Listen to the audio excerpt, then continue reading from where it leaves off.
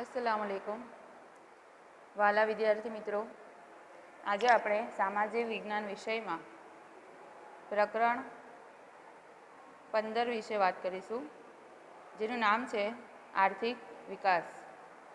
વિદ્યાર્થી મિત્રો, તમે જાણો છો કે પ્રત્યેક વ્યક્તિની સવાર જુદી જુદી હોય છે. આપણે ભલે એક જ સ્થળે યા એક જ દેશમાં રહેતા હોવા છતાં દરેક વ્યક્તિની સવાર જુદી જુદી થાય છે. જેમ કે જે ધનિક વર્ગ છે, જે માલદાર વર્ગ છે, સમાજનો જો ઉપલો વર્ગ છે, તેની સવાર જુદી હોય છે. અને જે ગરીબ વર્ગ છે, જે સમાજનો નીચલો વર્ગ છે, તેની સવાર જુદી હોય છે. રોજ સવાર થતાની સાથે જ જે અમીર વર્ગ છે એને દરેક ભૌતિક સુખ સુવિધાઓ મળી રહેતી હોય છે, અને તેમના બાળકો પણ સિલ્વર સ્પૂન લઈને જન્મતા હોવાથી બધી જ સુવિધાઓ એમને મળી રહેતી હોય છે. જ્યારે જે ગરીબ કુટુંબ છે, જે ગરીબ વ્યક્તિઓ છે, તેમના બાળકો મથાળે ગરીબી લખાડીને લઈ આવતા હોવાથી એમને પણ બાળપણથી જ સંઘર્ષભર્યું જીવન જીવવું પડતું હોય છે. 2 ટંકનું ભોજન પણ મળશે કે કેમ, અને રાત્રે જમ્યા હોય તો સવારે ભોજન મળશે કે કેમ, એ પણ એમના માટે એક ગંભીર પ્રશ્ન હોય છે. આવા પ્રશ્નોના જવાબ મેળવવા માટે આપણે આ પાઠ ભણીશું. આ પાઠમાં આર્થિક વિકાસની અંદર 3 બાબતોનો સમાવેશ થાય છે. વિશ્વના દરેક દેશો વિકાસ પાછળ ભાગે છે. આર્થિક વિકાસથી જ દરેક દેશ આગળ છે કે પાછળ તે માપી શકાય છે. દુનિયાના ઘણા દેશો મોટા છે, ઘણા દેશો નાના છે, પરંતુ એ દેશ શક્તિશાળી છે કે નહીં, પાવરફુલ છે કે નહીં, તે આર્થિક વિકાસથી જ જાણી શકાય છે. તો વિદ્યાર્થી મિત્રો, આ આર્થિક વિકાસમાં ફક્ત નાણાકીય બાબતો જ નહીં, પરંતુ કેટલીક સામાજિક બાબતો પણ ઉમેરી લેવામાં આવે છે. સૌપ્રથમ આવશે રાષ્ટ્રીય આવક.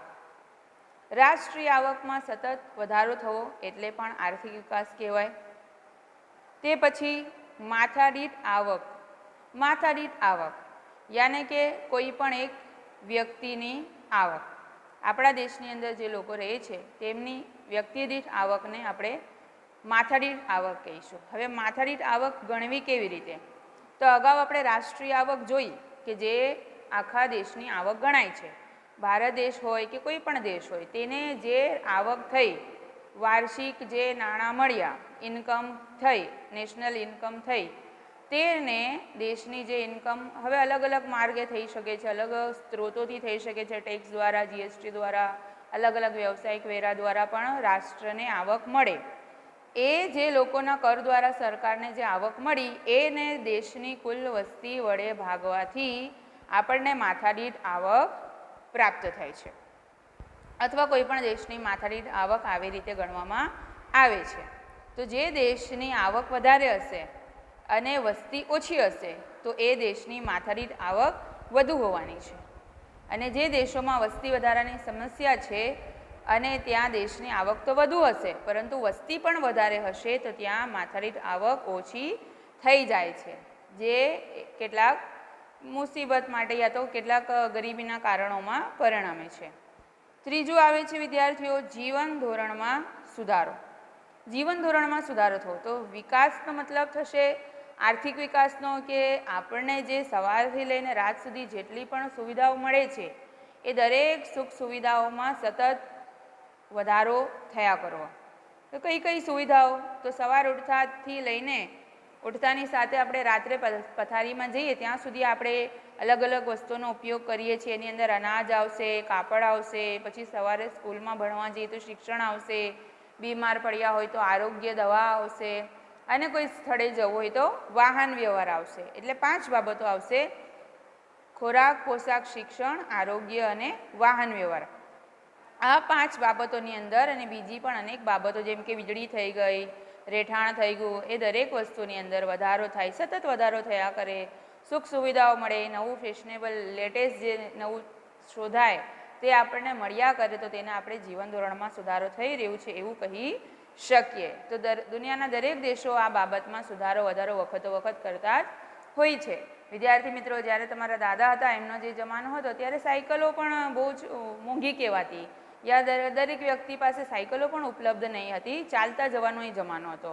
પછી આપણા ફાધર આવ્યા, આપણા પિતાજીનો જમાનો આવ્યો ત્યારે સાયકલ તો કોમન થઈ ગઈ. તો લ્યુના છે, સ્કૂટી છે, એવી ગાડીઓનો એ જમાનો હતો ત્યારે એને નવાઈથી જોવામાં આવતી હતી. એ દરેક પાસે અવેલેબલ નહીં હતી. એ રીતે ફોનની પણ વાત કરીએ તો દરેકના ઘરોમાં એ રીતે આજની જે મોબાઈલ ફોન પણ અવેલેબલ હતા નહીં, મળી રહેતા નહીં હતા. એટલે આ પત્ર વ્યવહાર દ્વારા સંદેશા વ્યવહાર ચલાવવામાં આવતો હતો.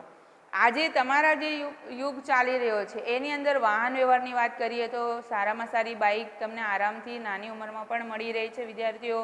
અને સંદેશ વ્યવહારના સાધનો જેની અંદર મોબાઈલ હોય તો ઇન્ટરનેટ હોય એની ફેસિલિટી હમણાંથી જ તમે એની ફેસિલિટી મેળવતા થઈ ગયા છો.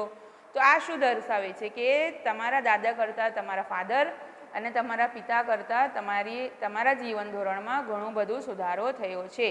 એટલે આજથી 50 સાલ પહેલાંના ભારતની વાત કરીએ અને આજના ભારતની વાત કરીએ તેની અંદર જમીન આસમાનનો ફરક છે. એ રીતે મકાનો જોઈ લો કે ભાઈ પહેલાંના મકાનો કેવા કાચા મકાનો હતા અથવા તો પતરાના છાપરાના મકાનો હતા, નળિયાના મકાનો હતા. એના બદલે સીધા સાદા સિમેન્ટ કોન્ક્રીટના મકાનો બન્યા. અને એના બદલે આજે જે તમે સમયમાં છો એ સમયમાં તમને કેટલી સુખ સુવિધાવાળા મકાનો જોવા મળી રહ્યા છે. તો આ બધું જ આપણે સુખ સુવિધાઓ મેળવી રહ્યા છે યા વિકાસ કરી રહ્યા છે તે જ દર્શાવે છે. હવે વિદ્યાર્થી મિત્રો આપણે આ પાઠની અંદર જોઈશું કે આર્થિક વૃદ્ધિ અને આર્થિક વિકાસ વચ્ચેનો તફાવત. આર્થિક વૃદ્ધિ કોને કહીશું અને આર્થિક વિકાસ કોને કહીશું? તો આર્થિક વિકાસ એ પ્રથમ તબક્કો છે અને આર્થિક વૃદ્ધિ એ એના પછીનો તબક્કો છે. આ બંને વચ્ચેના તફાવતને આપણે 3 રીતે માપી શકીએ કે વિકાસની પ્રક્રિયાના આધારે તમને પોતાને તમારા શારીરિક બાંધાને તમે જોશો તો તમે એની અંદર જોશો કે પહેલાં તમે મોટા થઈ ગયા, બરાબર. ધોરણ 1માં હતા ત્યારે તમારી હાઇટ, બોડી, કદ, કાઠી, અવાજ બધું કેવું હતું એને આપણે બાળક કહી શકીએ, બરાબર. તો એ તમે જ પોતાના ભૂતકાળને યાદ કરો કે તમે ધોરણ 1માં જ્યારે એડમિશન લીધું ત્યારે તમે કેવા હતા, બરાબર. ત્યાંથી લઈને આજે તમે ધોરણ 10માં આવ્યા, 15 સાલના થયા, તો ત્યાં સુધી ચાલતી જે પ્રક્રિયા હતી તેને આપણે વિકાસ કહીશું, બરાબર. વિકાસ 15 સાલના તમે થઈ ગયા, 20 સાલ સુધી તમારો વિકાસ થશે. પછી આગળ જતાં તમારો વિકાસ તો અટકી જશે પરંતુ જિંદગીભર વૃદ્ધિ થયા કરશે. સમજો છો વિદ્યાર્થીઓ? જેમ કે કોઈ વૃક્ષ હોય, વૃક્ષને આપણે બીજ રોપીએ, જમીનમાં બીજ રોપીએ તો એ 10-12 સાલમાં મોટું થઈ જાય. પછી એની કદનું થઈ જાય પછી એ વધતું નથી.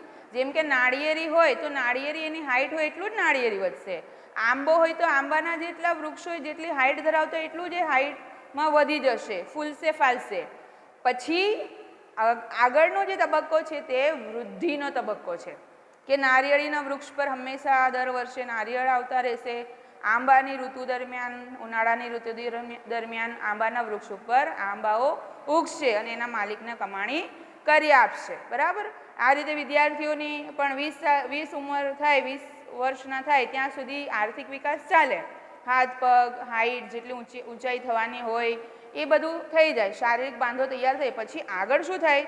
તમારા બુદ્ધિમાં વધારો થાય, કૌશલ્યમાં વધારો થાય, તમારી આવડતમાં વધારો થાય, જ્ઞાનમાં સમૃદ્ધિ થાય. તો એ જિંદગીભર ચાલતી પ્રક્રિયા છે, બરાબર. આ રીતે વિકાસ કદાચ અટકી પણ જશે પણ વૃદ્ધિ એ સતત ને સતત ચાલતી પ્રક્રિયા છે, તે આજીવન ચાલ્યા કરે છે. તો જે દુનિયાના જે વિકાસશીલ દેશો છે તેની અંદર આર્થિક વિકાસ થઈ રહ્યું છે તેમ આપણે કહીએ ને, હજી પ્રોસેસ કરી રહ્યા છે, ચાલી રહ્યું છે વિકાસ. પરંતુ જે વિકસિત દેશો છે, અમેરિકા જેવા કે જાપાન જેવા જે દેશો છે તે વિકાસ કરી ચૂક્યા છે. એ તબક્કામાંથી તે આગળ આવી ગયા અને હવે તેમના દેશમાં વૃદ્ધિનો તબક્કો ચાલી રહ્યો છે. તે સારા પરિણામો તે મેળવી રહ્યા છે, એના સારા માઠા ફળો એ સારા ફળોને સ્વાદ ચાખી રહ્યા છે. તો એમ આપણે કહી શકીએ કે વિકાસ, આર્થિક વિકાસ પ્રથમ તબક્કો છે કે આર્થિક વૃદ્ધિ એના પછીનો તબક્કો છે. આર્થિક વિકાસ શરૂઆતનો તબક્કો છે. જેમ તમે જોઈ શકો છો સ્ક્રીન ઉપર કે એક વૃક્ષ છે અથવા તો આપણે કોઈ ખેતર લઈ લઈએ, તે ખેતરમાં આપણે બિયારણ નાખીએ, નવી ટેકનોલોજી વાપરીએ અને એના દ્વારા જે પાક થાય એનો વિકાસ દર્શાવે છે. પરંતુ દર વર્ષે નવી જમીન ખરીદીને, ખેડાણલાયક જમીન ખરીદીને એના અંદર જે વૃદ્ધિ થાય, નવા નવા પાકો થાય, ખેત ઉત્પાદન વધે તો એને આપણે વૃદ્ધિ કહી શકીએ. હવે વિદ્યાર્થી મિત્રો આજે આપણે જોઈશું વિકાસશીલ અર્થતંત્રના લક્ષણો. આપણે જાણીએ છીએ કે આપણે ભારત દેશમાં રહીએ છીએ અને ભારત અને બીજા ઘણા બધા દેશો વિકાસશીલ અર્થતંત્ર ધરાવે છે. વિશ્વ બેંકના 2004ના વિશ્વ વિકાસ અહેવાલ મુજબ $735 ઓછી આવક ધરાવતા દેશોને વિકાસશીલ દેશો તરીકે અથવા તો વિકાસશીલ અર્થતંત્ર ધરાવતા દેશો તરીકે ઓળખવામાં આવે છે. તો આપણે કેવી રીતે જાણી શકીએ કે ભારત પણ આ જ અર્થતંત્રમાં આવે? તો એના માટેના કેટલાક ચોક્કસ લક્ષણો છે. જેમ કે પહેલું, નીચી માથાદીઠ આવક. વિદ્યાર્થી મિત્રો, હમણાં જ આપણે જોઈ ગયા માથાદીઠ આવક ગણવામાં આવે છે રાષ્ટ્રીય આવક ભાગ્યા કુલ વસ્તી. જેટલી રાષ્ટ્રીય આવક છે એને કુલ વસ્તી વડે ભાગવાથી માથાદીઠ આવક મળે છે. અને ભારત દેશની વસ્તી હોય કે કોઈ બીજા દેશની વસ્તી હોય, તે તમને ખબર છે અગર વસ્તી વધુ હશે તો માથાદીઠ આવક ઓટોમેટિકલી ઓછી થઈ જશે. માથાદીઠ આવક ઓછી હોવાથી જીવન ધોરણ પણ નીચું જતું રહે છે. જે હમણાં જીવન ધોરણની વાત કરી આપણે કે ભાઈ જીવન ધોરણમાં આપણને દરેક સુવિધાઓ મળે, પણ એ દરેકને તો નથી મળતી. જેમને આવક વધુ હશે તે સુવિધાઓ ભોગવી શકશે, પરંતુ જે ગરીબ વર્ગ છે, મધ્યમ વર્ગ છે, તેને અમુક પોતાની જરૂરિયાતો જતી કરવી પડે છે ઓછી આવક હોવાને લીધે. તો આ જે નીચી માથાદીઠ આવક છે તે પહેલું લક્ષણ છે. બીજું લક્ષણ છે વસ્તી વૃદ્ધિ. તો જેટલા પણ વિકાસશીલ દેશો છે, ભારત હોય કે બીજા કોઈ અન્ય દેશ હોય, તેમાં વસ્તી વૃદ્ધિ એ મુખ્ય સમસ્યા જોવા મળે છે, જે વિકાસ થવા દેતી નથી, વિકાસમાં અવરોધ ઊભો કરે છે. અને આવા દેશોમાં વાર્ષિક વૃદ્ધિ દર 2% કે તેનાથી પણ વધુ જોવા મળે છે. ત્રીજો મુદ્દો છે કૃષિ ક્ષેત્ર પર અવલંબન. વિદ્યાર્થી મિત્રો, વિકાસશીલ દેશો કે જે વધારે વસ્તી ધરાવતા દેશો હોય, એ દેશોના લોકો મુખ્યત્વે આર્થિક પ્રવૃત્તિ તરીકે ખેતી કરતા હોય છે. વર્ષોથી ત્યાં ખેતી અને તેમાં પણ જે જૂની પુરાણી પદ્ધતિ છે એનાથી જ ખેતી ચલાવવામાં આવતી હોવાથી રાષ્ટ્રીય આવકમાં લગભગ 60% જેટલા લોકો ખેતી સાથે જોડાયેલા હોય છે. અને દેશના 60% કરતાં વધારે લોકો ખેતી સાથે જોડાયેલા છે અને તેનાથી 25% જેટલી રાષ્ટ્રીય આવક પણ આપણને મળતી હોય છે. એટલે કહેવાનો મતલબ છે કે વિકાસશીલ દેશોમાં ખેતી એ મુખ્ય વ્યવસાય હોય છે અને તેના ઉપર વધારે વસ્તીનું ભારણ પણ હોય છે. ત્યાર પછી આવે છે આવકની અસમાન વહેંચણી. આપણે પિરામિડ દ્વારા સમજીશું વિદ્યાર્થીઓ.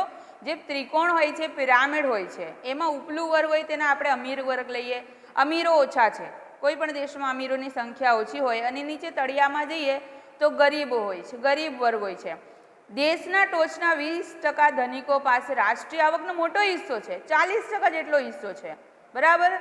અને જે તળિયા પર જઈએ, એકદમ તળિયા પર ગ્રાઉન્ડ પર જઈએ તો તળિયાના 20% જે ગરીબ લોકો છે કે જે કોઈ સુવિધા ધરાવતા નથી, તેમની પાસે આવકનો પણ માંડ 10% હિસ્સો પહોંચે છે, બરાબર. કોઈ કંપનીના માલિકની જ વાત કરીએ, XYZ કોઈ પણ કંપની હોય, એ કંપનીના જે MD છે, CEO છે, તેની આવક અને તેની જ કંપનીના કોઈ સામાન્ય કર્મચારી હોય, કોઈ સામાન્ય વર્કર હોય, તેની આવકમાં જમીન આસમાનનો ફરક હોવાનો જ છે. બંનેની આવક એક જ કંપનીમાં કામ કરતા હોવાથી સરખી હોવાની નથી, બરાબર. બધો જ લાભ જે કંપનીનો મોટો ઉપલો વર્ગ છે તે લઈ જશે અને જે નીચલો કારીગર વર્ગ છે, જે વધુ મહેનત કરે છે પરંતુ તેને આવકનો હિસ્સો ઓછો મળે છે. પાંચમું છે બેરોજગારી. વિકાસશીલ દેશોમાં જો કે વસ્તી વૃદ્ધિ વધારે છે, રોજગારીનો કોઈ માર્ગો નથી, એના માટે બેરોજગારી એ મુખ્ય લક્ષણ જોવા મળે છે. બેરોજગારી 3% કરતાં પણ વધુ જોવા મળે છે અને એના અલગ અલગ પ્રકારો બી છે. જેમ કે મોસમી બેરોજગારી હોય, છુપી બેરોજગારી હોય, ઘર્ષણજન્ય બેરોજગારી જે હોય, જે આગળના પાઠોમાં એના વિશે ડીપમાં માહિતી આપવામાં આવશે. હમણાં તમે એટલું શીખી લો કે બેરોજગારી એટલે વ્યક્તિને કામ કરવાની ઈચ્છા હોય, પ્રવર્તમાન વેતન દરે કામ કરવા તૈયાર હોય, શારીરિક શક્તિ ધરાવતા હોય, યોગ્ય લાયકાત ધરાવતા હોય, ઈચ્છા શક્તિ હોય, તેમ છતાં એને પ્રવર્તમાન વેતન દરે કામ મળતું નથી, તો તેને આપણે બેરોજગાર કહી શકીએ. તો આવા લોકોની સંખ્યામાં વધારો થયા કરે છે. ત્યાર પછી આવે છે ગરીબી. તો વિદ્યાર્થી મિત્રો, કહેવાય છે કે બેરોજગારી અને ગરીબી એક સિક્કાની બે બાજુ છે. તમે સિક્કાને જોયું હશે તો એમાં બે બાજુ હોય છે, કાંટો અને છાપો. એ રીતે વિકાસશીલ દેશોમાં પણ જ્યાં ગરીબી હશે ત્યાં બેકારી હશે અને બેકારી હશે તે દેશોમાં ગરીબી હશે. તો ગરીબી એ વિકાસશીલ દેશોનું મુખ્ય લક્ષણ છે. હવે ગરીબ કોને કહેવાય? તો ગરીબ એટલે કે જે જીવન જીવવા માટેની જે પ્રાથમિક જરૂરિયાતો છે, રોટી, કપડાં, મકાન, શિક્ષણ અને આરોગ્ય, આ પણ ઓછામાં ઓછી રીતે સંતોષી શકતા ન હોય, સામાન્ય રીતે આવી જરૂરિયાતો સંતોષી શકતા ન હોય તેવા લોકોને ગરીબ ગણવામાં આવે છે. અને વિકાસશીલ દેશોમાં આવા ગરીબોનું પ્રમાણ 3 ભાગ જેટલું હોય છે. વિદ્યાર્થી મિત્રો, 7મો મુદ્દો છે દ્વિમુખી અર્થતંત્ર. અર્થતંત્ર યાની કે જે આખી વ્યવસ્થા છે ભારતની યા કોઈ પણ દેશની આપણે લઈએ, કારણ કે ભારતમાં પણ વિકાસશીલ અર્થતંત્રના કેટલાક લક્ષણો જોવા મળે છે. એટલે આપણે ભારત સમજીને પણ ચાલીએ તો આવા દેશોમાં દ્વિમુખી અર્થતંત્ર યાની કે 2 પ્રકારનું અર્થતંત્ર જોવા મળે છે. એક ગ્રામીણ વિસ્તારમાં જોવા મળતું અને એક શહેરી વિસ્તારમાં જોવા મળતું. તો વિદ્યાર્થી મિત્રો, ગામડાની શહેર સાથે સરખામણી કરીએ તો સ્વાભાવિક છે, તમે જોયું હશે કે ગામડામાં બધી જ સુવિધાઓ જૂની, પુરાણી, કાચા પાકા રસ્તાઓનો અભાવ હોય છે, પાકા મકાનોનો અભાવ હોય છે, શિક્ષણ માટે દૂર સુધી જવું પડતું હોય છે અને લાંબી મુસાફરી કરીને કોઈ પણ વ્યવસાય કે કામના સ્થળે પહોંચવું પડતું હોય છે, લાઇટ, વીજળીના ઠેકાણા નથી હોતા. આવી વસ્તુ ગામડામાં જોવા મળે છે, જ્યારે એની સરખામણીમાં શહેરમાં બધી જ સુખ સુવિધાઓ, આધુનિક ઉદ્યોગો, નવા યંત્રો, કોઈ પણ નવી વસ્તુ શોધાય તો શરૂઆત શહેરોથી જ થતી હોય છે. તો એક જ દેશ હોવા છતાં ગામડામાં અને શહેરમાં 2 રીતનું અર્થતંત્ર જોવા મળે, એને દ્વિમુખી અર્થતંત્ર કહી શકાય. 8મું છે પાયાની અપર્યાપ્ત સેવાઓ. પાયાની સેવાઓ કે જે આપણા જીવન જીવવા માટે જરૂરી છે. બિલ્ડિંગ હોય તેનો પાયો હોય ને, પાયો નહીં હોય તો બિલ્ડિંગ ઊભી કઈ રીતે રહી શકે? એ રીતે આપણા દેશને ચલાવવા યા કોઈ પણ દેશનું વહીવટ ચલાવવા માટે કેટલીક સુવિધાઓ ખૂબ જ જરૂરી છે, જેની અંદર આવશે બેન્કિંગ, શાળા, શિક્ષણ હોય, વીજળી હોય, રેલ માર્ગ હોય યા કોઈ પણ વાહન વ્યવહાર હોય, સડક માર્ગ લઈ લો, રેલ માર્ગ લઈ લો, અથવા તો ડાક્ટરી સારવાર લઈ લો, આરોગ્ય જેને કહેવાય, દવાખાનું. તો આવી સુવિધાઓ કોઈ પણ દેશના વિકાસને આગળ લાવવા મદદરૂપ હોય છે, પરંતુ વિકાસશીલ દેશોમાં આવી સુવિધાઓનો અભાવ હોય છે. બરાબર, અભાવ એટલે કમી. આવી સુવિધાઓમાં કમી જોવા મળે છે. જે 1 થી 8 ધોરણના બાળકો છે એમને મફત અને ફરજિયાત શિક્ષણ મળવું જોઈએ, તેમ છતાં ઘણા બાળકો શાળામાં ભણવા માટે જતા નથી, યોગ્ય એમને સુવિધાઓ મળતી નથી. વીજળીની જે સુવિધાઓ છે શહેરો સુધી તો હોય છે, પરંતુ ગામડા સુધી એ લંબાવી શકાતી નથી. હજી કેટલાક ગામો એવા છે કે જેમણે વીજળીનો ગોળો કે બલ્બ પણ જોયું નથી. એ જ રીતે ડાક્ટરી સારવાર હોય કે આરોગ્ય હોય તો ઘણા એવા ગામડાના લોકો છે કે જે આરોગ્ય માટે શહેરો સુધી પહોંચતા હોય છે અને રસ્તામાં દમ પણ તોડી દેતા હોય છે. એ સુવિધાના અભાવે એમની જિંદગીને બચાવી શકાતી નથી. તો આ રીતે વિદ્યાર્થી મિત્રો, આખા ભારતમાં બધી જ સુવિધા યા કોઈ પણ વિકાસશીલ દેશોમાં બધી જ સુવિધા મળી જતી નથી. કેટલી જગ્યાએ સારી રીતે મળે છે અને કેટલી જગ્યાએ જોવા પણ મળતી નથી. અને છેલ્લું આવે છે આંતરરાષ્ટ્રીય વ્યાપારનું સ્વરૂપ. આંતરરાષ્ટ્રીય વ્યાપાર આવા દેશો જે વ્યાપાર કરે છે, વ્યાપાર એટલે તો ચીજ વસ્તુની લે વેચ કરવી, બરાબર, આયાત અને નિકાસ કરવી. તો આવા દેશો જે બીજા દેશો સાથે આંતરરાષ્ટ્રીય વ્યાપાર કરે, આંતરરાષ્ટ્રીયનો મતલબ થશે એક દેશ બીજા દેશ સાથે જે વેપાર કરે, ચીજ વસ્તુઓની આપલે કે લે વેચ કરે, ખરીદ વેચાણ કરે, આયાત અને નિકાસ કરે, તો તેને આંતરરાષ્ટ્રીય વ્યાપાર કહીશું. તો આ આંતરરાષ્ટ્રીય વ્યાપાર આવા દેશો હંમેશા જે વજનમાં હલકી વસ્તુ હોય યા જેનો આંતરરાષ્ટ્રીય બજારમાં કિંમત ઓછી હોય એવી વસ્તુઓની નિકાસ કરતા હોય છે.